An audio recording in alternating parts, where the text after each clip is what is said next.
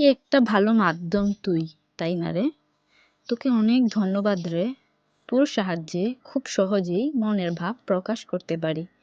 কারো সাথে কথা বলা যখন অযাচিত হয়ে যায়, যখন ইচ্ছে থাকা সত্ত্বেও ঝগড়া না হওয়ার ভয়ে কোনো কথা বলা হয় না, তখন তুই তো একমাত্র শেষ মাধ্যম, যার সাহায্যে না বলা কথাগুলো প্রকাশ করা হয়ে থাকে।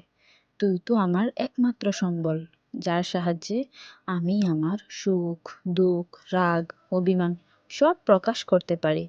বুকের ভিতর সকল জমানো কথাগুলা মন খুলে বলতে পারি। যখন তোর সাথে মনের কথাগুলো প্রকাশ করি, তখন নিজেকে খুব হালকা অনুভব করতে পারি। তোকে মনের কথা শেয়ার করার মাধ্যমে কখনো নিজে নিজেই হেসে উঠি, কখনো বা নিজে নিজেই কেঁদে ভোগ বাসাই।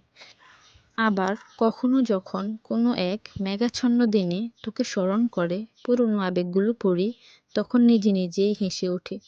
তোকে অসংখ্য ধন্যবাদ রে, আমার প্রিয় ডায়েরি।